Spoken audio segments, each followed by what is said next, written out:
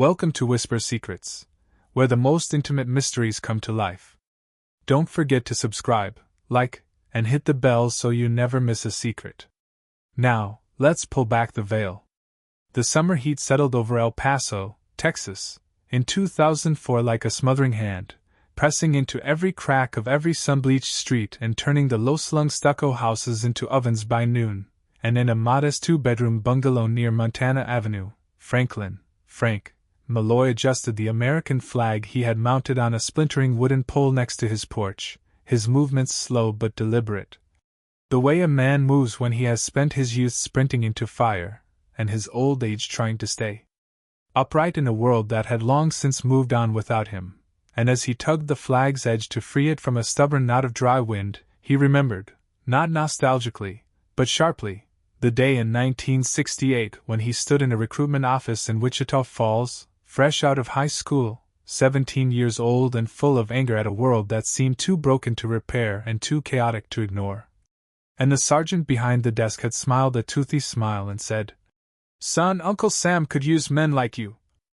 And Frank, desperate for direction, for meaning, for something bigger than the cycle of layoffs and bar fights that defined his father's life, signed his name without hesitation and boarded a bus to Fort Benning, Georgia, where the heat was thicker, the drills louder, and the purpose clearer than anything he had ever known, and over the next 4 years, through basic, through airborne training, through the endless mud and blood of the Vietnam highlands where the nights smelled of gunpowder and the days melted into a haze of exhaustion and adrenaline, Frank became the kind of soldier who didn't flinch when mortars fell, who didn't break when the order came to push forward into territory the brass pretended wasn't lost, and he lost friends, so many friends, Rodriguez, who used to sing Merle Haggard songs off-key until the jungle swallowed his last note, Tommy King, who had a wife named June and a baby he never met, and Hank Masterson, who was going to start a hardware store back in Nebraska but ended up a name on a black wall in Washington. And when Frank came home in '72, his medals packed in a duffel bag and his heart packed with memories no one wanted to hear about, he found that the country he had bled for was not waiting with parades or gratitude but with suspicion, indifference, and a polite, desperate eagerness to forget everything that men like him had done in their name. And so he took what jobs he could: construction, warehouse loading, once even working security at a mall where teenagers sneered at the rows of medals he kept hidden under a cheap nylon jacket, and he married a woman named Linda who had bright eyes and a laugh that made him believe in second chances. And they had 2 boys, Matthew and Ben, and for a while, it seemed the past could stay buried under Little League games, Sunday barbecues, and the comforting noise of ordinary life. But when the 1980s rolled in and Reagan's America forgot the working man as quickly as it had celebrated the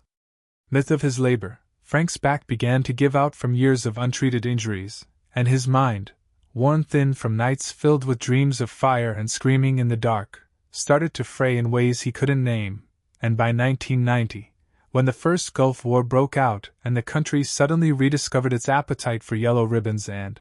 "Support our troops" bumper stickers, Frank stood on his porch with a beer in hand and wondered where all that support had been when he came home with jungle rot,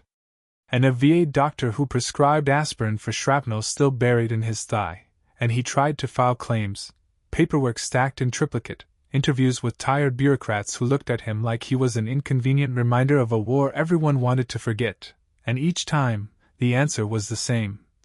insufficient evidence, lost records, appeal denied. And when Linda died in '95 after a brutal, fast-moving cancer that wiped out their savings in 6 months despite all the promises of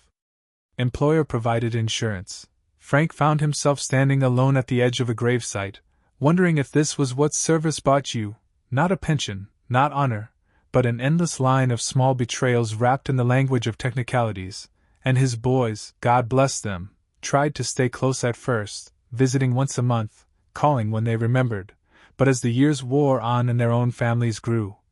their own debts and jobs pulling them away, Frank became a figure spoken about more than spoken to, the kind of man you feel guilty about on Christmas but forget by New Year's, and so he adapted, shrinking his world to the rhythms he could control: morning walks to the diner, Sunday mornings cleaning the shotgun he hadn't fired since '83, volunteering twice a month at the VFW where old men played dominoes and remembered each other's birthdays better than their grandkids did, and it was enough. Just barely, until 2004, when a notice arrived from the city saying that property taxes had risen again, and that if he didn't come up with $2,140 by the end of the quarter, the county would seize the house, the same house he had made mortgage payments on for 30 years, the same house where Linda planted rose bushes that still struggled to bloom against the dry Texas wind, and when he called Matthew and Ben, not for a handout, just for advice, either answered. And the silence rang louder than any shell blast, and Frank, who had once stood unblinking under rocket fire, sat on the edge of his bed that night and wept, not for himself, but for the slow, undeniable realization that in the end, you can give a country your youth, your strength, your best years, and still find yourself classified as a statistic, a burden, an entry on a spreadsheet no one bothers to double-check, and the next morning, after tightening the bolts on the old flagpole and brushing the dust off his boots, Frank walked into the VFW hall, pulled out a stack of blank paper, and began writing, not a complaint, not a lawsuit, but a letter addressed to no one and everyone, beginning with the words, "I was once needed," because he believed, deep in the marrow of his battered bones, that even if the world had decided he was obsolete, there was still value in leaving a record that he had been here, that he had fought, that he had mattered. Frank Malloy sat in the corner booth of the VFW hall every morning for the next month, sipping burnt coffee from a chipped mug, scratching words into yellowing sheets of paper that accumulated like autumn leaves around him, writing not for money or recognition but out of a stubborn, almost sacred conviction that someone, somewhere, someday needed to know the truth as it was lived and not as it was sanitized for parades and history textbooks, and as he wrote, he began to remember things he had spent years trying to forget, the sound of the Hueys chopping the humid air above Quang Tri, the way Masterson had smiled right before stepping on a buried mine, the deadened look in Sergeant Dawson's eyes when he realized that their platoon had been ordered to hold an undefendable hill because some general wanted a better map coordinate for a conference back in Saigon, and those memories bled into others. The day he got back to Wichita Falls and couldn't find a job because nobody wanted to hire some crazy vet. The way Linda had sat on the edge of their worn-out couch holding his discharge papers like they were a grenade about to go off, and the slow realization, creeping up on him like rust, that he had been trained to do a job the civilian world neither needed nor respected, and though he tried, God how he tried, shaving every morning, ironing his shirts, showing up early and staying late, he could see the mistrust in the eyes of every foreman and manager who smelled the war still clinging to him like napalm smoke, and so when a local trucking company offered him a route that kept him away from home 4 nights a week for barely enough to pay the bills, he took it, because pride doesn't feed children, and it was during those long hauls through the empty spine of America that he learned to talk to himself, to argue with the ghosts riding shotgun, and by the time Matthew and Ben were teenagers, he was more rumor than reality in their lives, a figure who left notes on the kitchen table and promised fishing trips he was too exhausted to deliver, and maybe that was the first betrayal, he thought now as he wrote, the quiet, unintentional abandonment of presence in favor of survival, and maybe it made what came later inevitable, but as he filled page after page, Frank realized that acknowledging your mistakes doesn't absolve the betrayals that follow, it only explains them. And when Lydia Morgan, the young manager of the VFW, a woman whose grandfather had fought in Korea and who treated every veteran with a kind of respectful stubbornness rare among her generation, noticed Frank's growing pile of letters, she asked if she could read one, and after a long hesitation, he handed her a page at random, and she read it sitting across from him, her brow furrowed, her hand steady, and when she finished, she looked up and said, "Other people need to read this too." And Frank shook his head, grunted, said something about nobody caring. But Lydia didn't argue. She just started scanning the pages at the public library during her lunch breaks, uploading them to an online forum dedicated to veterans' rights, where within weeks Frank's words began to ripple outward, not with viral sensation, but with the slow, heavy force of something authentic crashing against the brittle walls of indifference, and messages began to arrive, emails printed out for Frank because he didn't use computers, notes from Vietnam vets in Maine, Gulf War vets in Montana, even a few young men from Iraq and Afghanistan who said they saw their future in his past and didn't know whether to be grateful for the warning or terrified by the pattern. And Frank read every one, sometimes laughing, sometimes crying, sometimes just sitting still for long stretches staring at the horizon as if trying to see through the decades that had left him stranded in a country that loved slogans more than sacrifice. And one morning, after a particularly brutal night of dreams where the jungle came back to him in wet, choking colors, he woke to find Lydia waiting on his porch with a manila envelope marked National Veterans Oral History Project, a government initiative he had never heard of and didn't trust on principle. But inside was a letter requesting an interview, offering to record his story as part of an archive meant to preserve the voices of those who had served, and though his first instinct was to burn it, to refuse to let the same system that forgot him now claim him for posterity, Lydia said. Do it for the ones who won't get the chance to speak. And so Frank, after a week of silent debate, agreed, and a month later, a young historian named Mark Evans arrived from Austin, all earnest eyes and a recorder that seemed too new, too fragile to capture the weight of what Frank carried, and they sat on the porch for 2 days while Frank told his story, unfiltered, unscripted, weaving the mud of Vietnam with the dust of El Paso, laying bare the connections between wars fought overseas and wars fought in hospital waiting rooms, unemployment lines, and family courts, and when they finished, Mark shook his hand and said, "You're not forgotten, Mr. Malloy." And Frank just smiled a thin, knowing smile, because promises from institutions never meant much to him anymore, but he appreciated the gesture all the same, and life continued in its slow, steady beat. Early mornings, repairs to the sagging porch, a few calls from Jonah who was trying to patch things with his brother Matthew after years of estrangement, and then, in the fall of 2005, a letter arrived from Washington, not a form letter, not a notice, but a personal invitation to attend a commemoration event at the National Mall for Vietnam veterans, a belated attempt to right the wrongs of the past. And for days Frank wrestled with the idea of going, with the thought of standing among men who had been left to rot and now were being dusted off like antiques for a photo op, and in the end, he decided to go, not for the speeches, not for the applause, but for the chance to stand on that sacred black wall and read the names of the boys he had loved like brothers, to run his fingers over the etched letters of Rodriguez, King, Masterson, and the others who never got to grow old enough to be betrayed by the country they died for, and so he boarded a Greyhound bus, wearing his best boots and a jacket patched at the elbows, carrying nothing but a small backpack and the weight of 4 decades, and when he arrived at the mall, the sheer number of names carved into that wall hit him like a mortar round to the chest, and he wept, openly, unashamed, surrounded by other men and women doing the same, and when he found the names he sought, he pressed his palm to the cold stone and whispered, "I told your stories." And somewhere in that moment, something inside him eased, not healed, not erased, but shifted, and he understood finally that while his country might have forgotten him,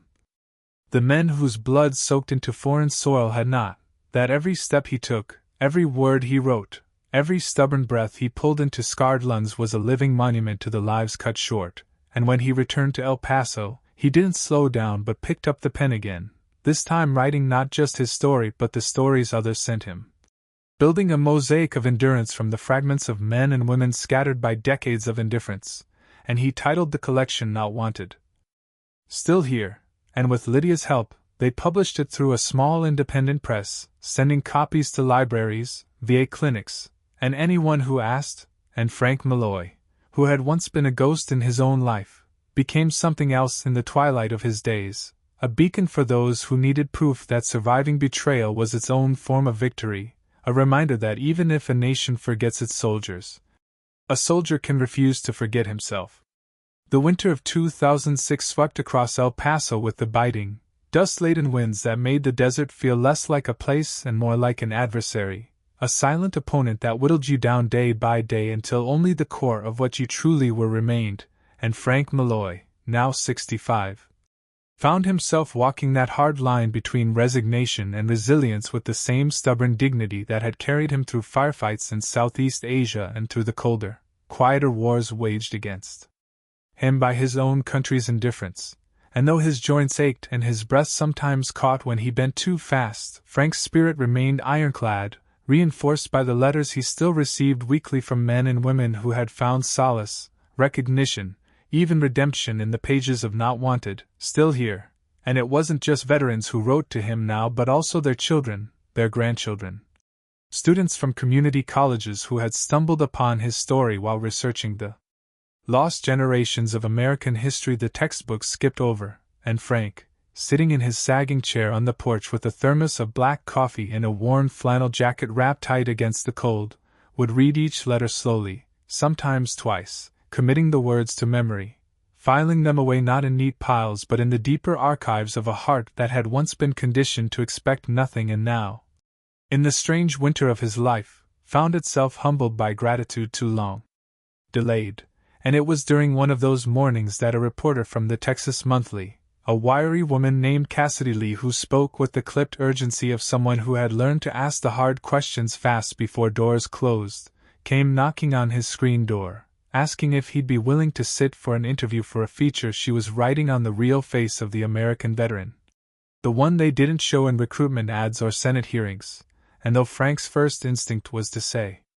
no, to guard his dwindling privacy like the last canteen of water in a desert siege, something in Cassidy's voice, something tired, something personal, made him nod and gesture her inside, and over the course of 3 long afternoons, he told her everything, sparing no detail, no shame, speaking of the humid stench of death in Kisan, the long bus rides back to towns that barely remembered sending them off,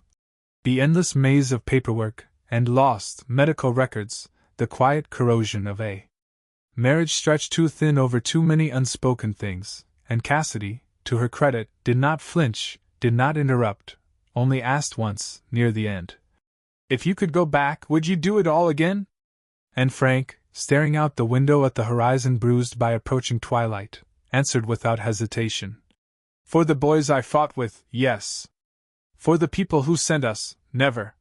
And when the article ran 2 months later, titled "The Soldier on the Porch," it sparked a wildfire of attention Frank neither wanted nor knew how to manage, and suddenly the phone was ringing off the hook, local news stations wanted interviews, national veterans organizations offered awards, politicians who had once voted to cut VA funding now sent perfunctory letters praising his valor and sacrifice. And Frank, overwhelmed and suspicious, retreated further into his routine, answering only the letters that came handwritten, ignoring the ones printed on heavy cardstock with embossed seals, because he had learned long ago that real gratitude doesn't arrive postage paid by ambition. And in the midst of this, something else happened. Jonah moved back, not just in phone calls and promises, but physically,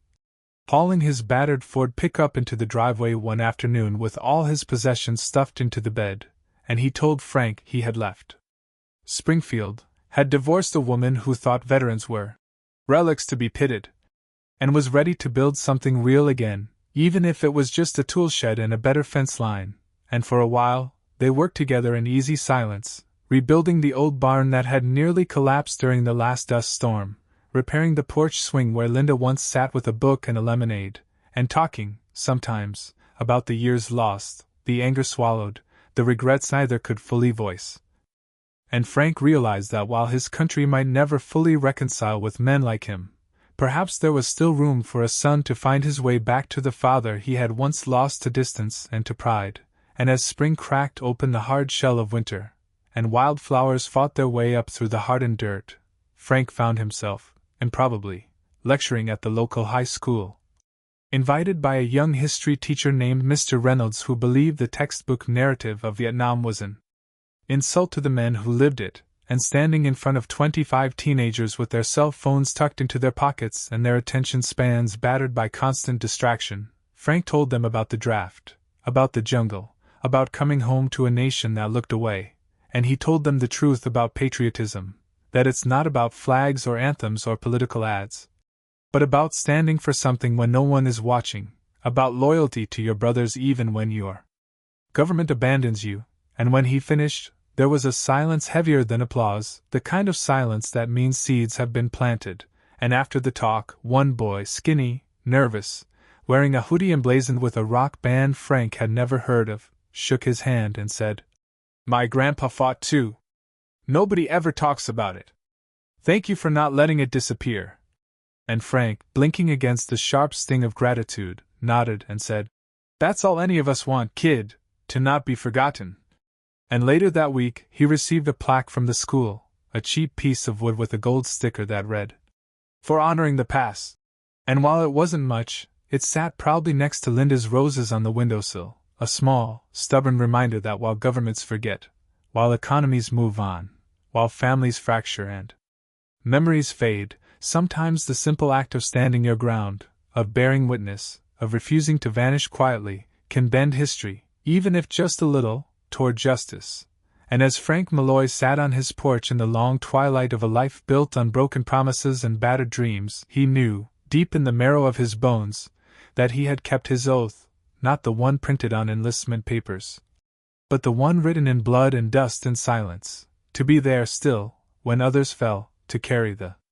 story forward, to remind a nation too eager to forget that some debts can never be repaid in parades or medals, but only in memory, in truth, in the stubborn endurance of a man who refuses to be erased.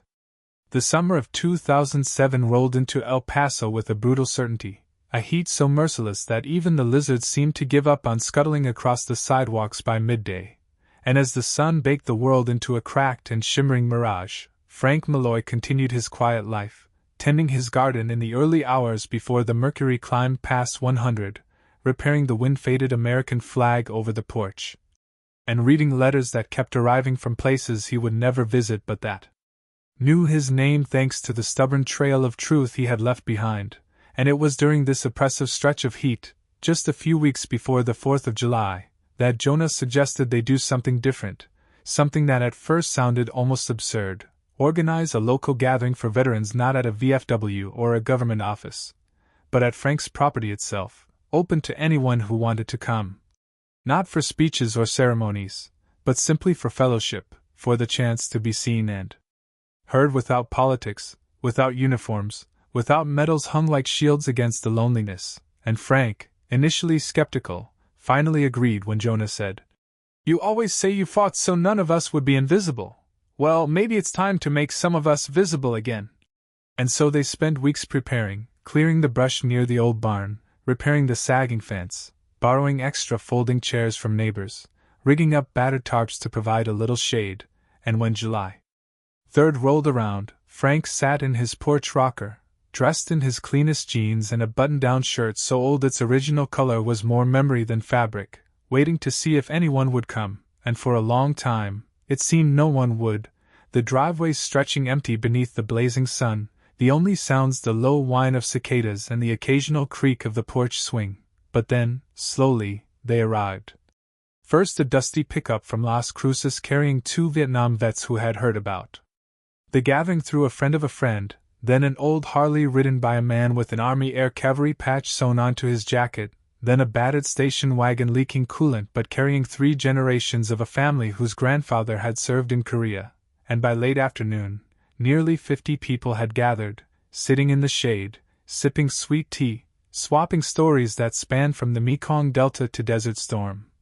from the bitter hills of Korea to the parched sands of Iraq. And Frank moved among them quietly, shaking hands, nodding, listening, offering no lectures but many questions, because he knew better than most that the act of listening itself was a kind of salvation. And when night fell and someone rigged a set of cheap string lights across the barn entrance, and a battered old radio played Johnny Cash so faintly it sounded like a memory drifting through the dark, Frank stood beneath the stars and realized that this, more than any award or ceremony or government proclamation, was what he had fought for: the right to gather, to speak, to be counted among the living even when the official ledgers forgot you. And afterward, as Jonah and a few volunteers cleaned up, one of the attendees, a Gulf War vet named Marcus who walked with a limp and spoke with the careful cadence of someone learning to trust his voice again, pressed a small object into Frank's hand and said, "For keeping the fire burning." And when Frank opened his palm, he found a battered military challenge coin, edges worn smooth from years of carrying, and though Frank had never been one for symbols, he closed his fingers around it tightly, feeling its weight, its meaning, and he knew he would carry it until his last breath, and in the months that followed, the gatherings continued, not monthly or even regularly, but enough that the community grew, a quiet, stubborn network of men and women who refused to let each other fade away, and through it all, Frank kept writing, adding pages to his journal, stories of the people he met, reflections on what survival really meant when the world moved too fast to remember those it owed the most to. And it was during this stretch of renewed purpose that Frank received another letter, this one different from the others, stamped with the official seal of the Department of Defense, and inside, a formal invitation to participate in a national oral history project aimed at preserving first-person accounts of 20th-century military service for future generations, and Frank, cautious from experience, debated accepting, but after long talks with Jonah and Lydia, and after consulting the box of letters that represented every man and woman who had ever written to say, "Your story is my story too," he agreed, traveling to San Antonio that fall to record hours of interviews, to sit in a sterile room with a microphone clipped to his shirt and speak not to historians or politicians, but to the future, to a generation not yet born that might one day wonder why the strongest among them sometimes stood silent while the world forgot them, and as he spoke, he found himself less bitter and more honest, weaving tales of bravery and betrayal, of duty and disillusionment, of the difference between fighting for your country and being fought by it, and when the sessions were over, the archivist shook his hand and said, "You've given us a gift." And for the first time in years, Frank believed it, not because he had been flattered but because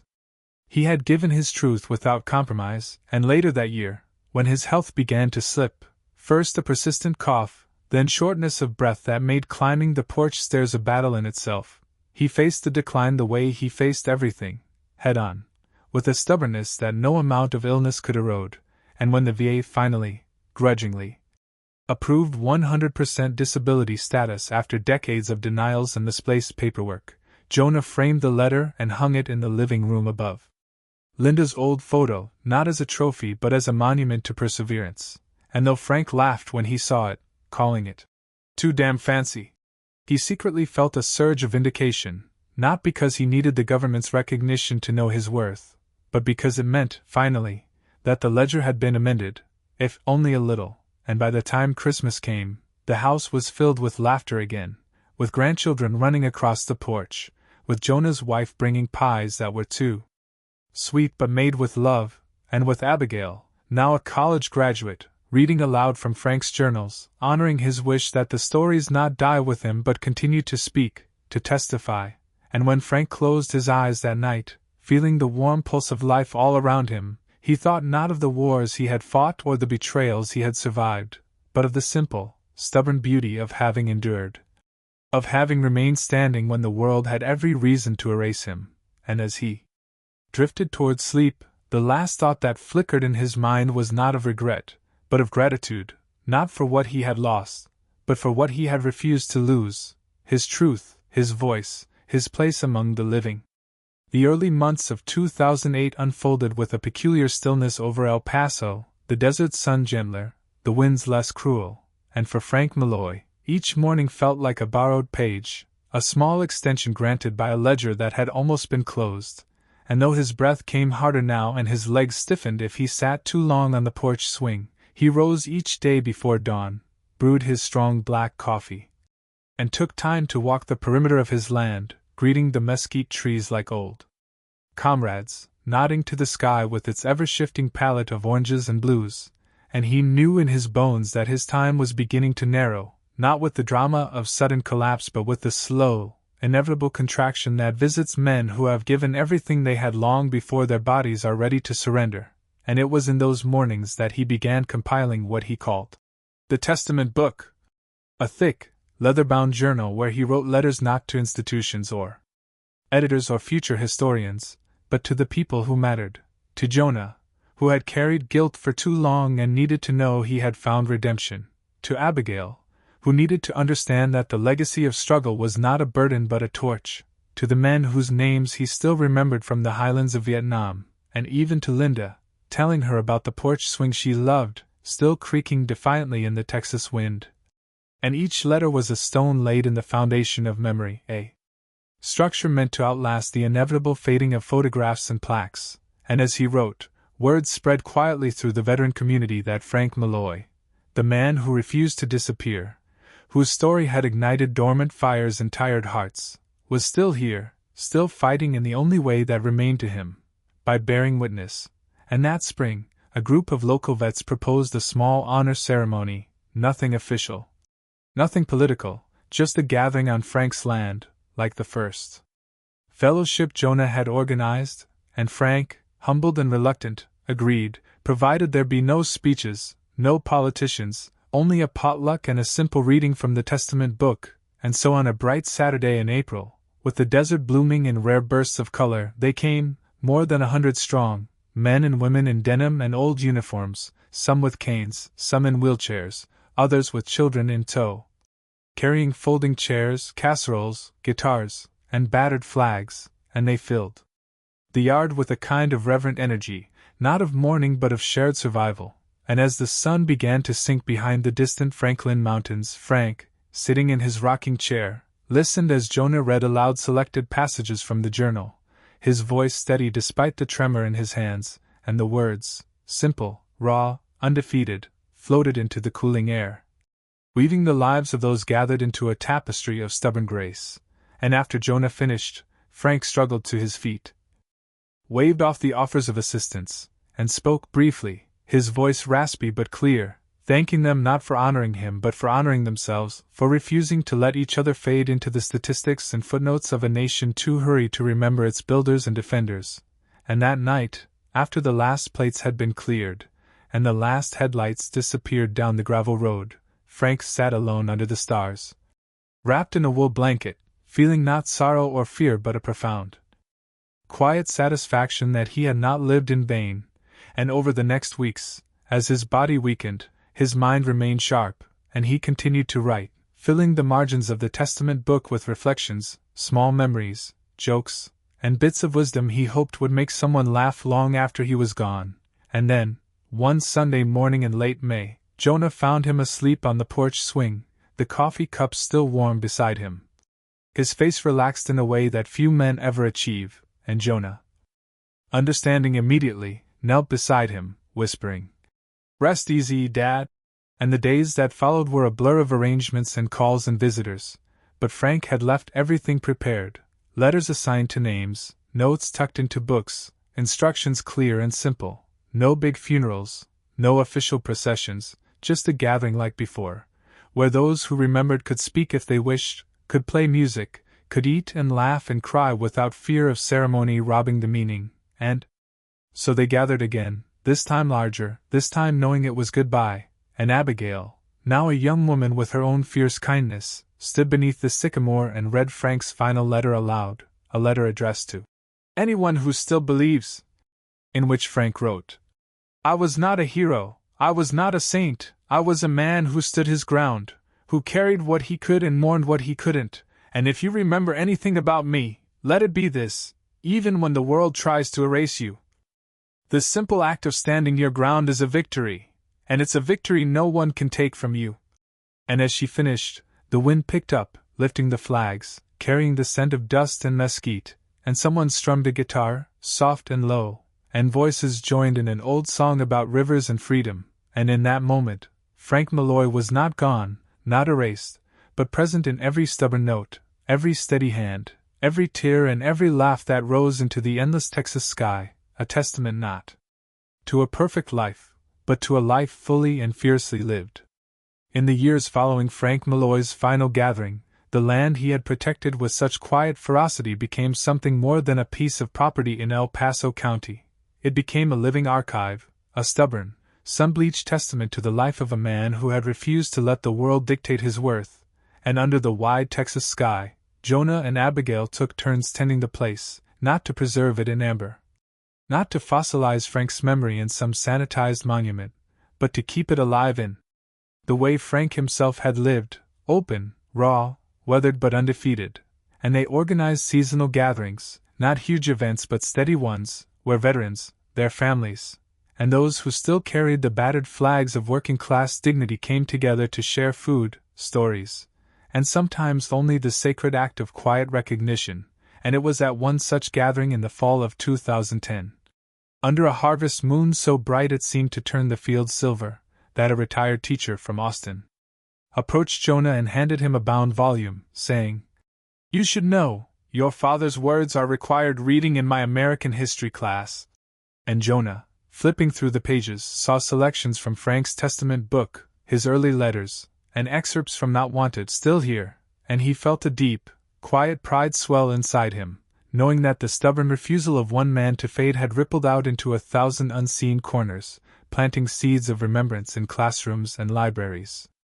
And memory itself, and as the years stretched onward, a slow but undeniable shift began to take place across parts of the country that had once turned their faces away from men like Frank. Small towns erected modest memorials not to generals and politicians, but to the ordinary soldiers, the mill workers, the coal miners, the invisible builders of American life. Oral history projects popped up in VFW halls and community colleges, and a grassroots organization named Still Here was founded in 2012, its mission simple yet profound: to preserve and honor the stories of those who fought, built, sacrificed, and endured without ever expecting parades or parlor recognition. And Jonah, though not comfortable with the spotlight, found himself traveling more, speaking at town halls and veterans' clinics, telling his father's story not as a eulogy but as a call to memory.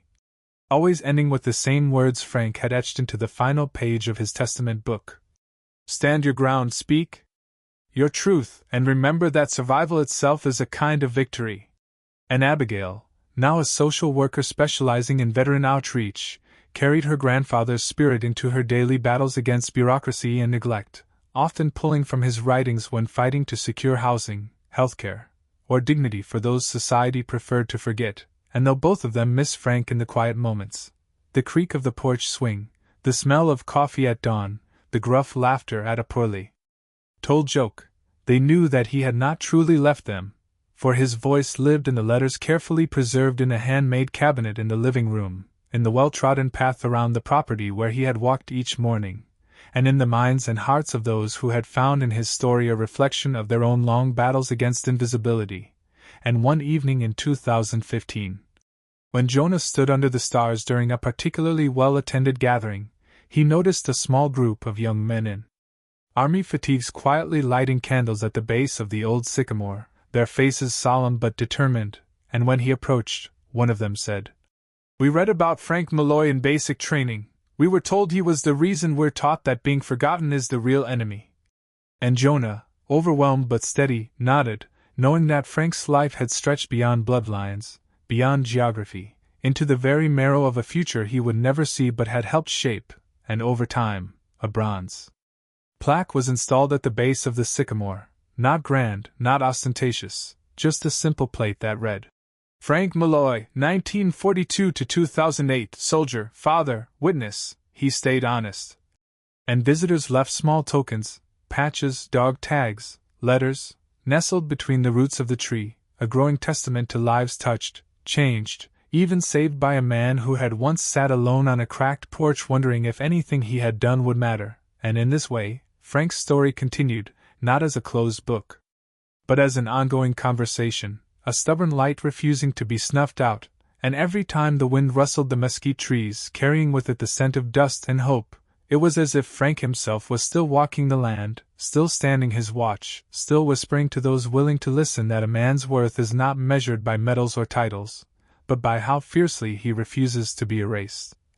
And long after the historians had moved on to other wars and other scandals, long after the television specials had faded into archival footage, there remained that stretch of land in El Paso, that battered porch, that weathered sycamore, and a family who understood that honor is not something bestowed by governments or ceremonies. It is something earned, defended, and if you are very lucky, remembered. Thank you for being with us on Whisper's Secrets. If you enjoyed this, leave a like, drop a comment, and be sure to subscribe. The secrets are waiting to be revealed. See you soon.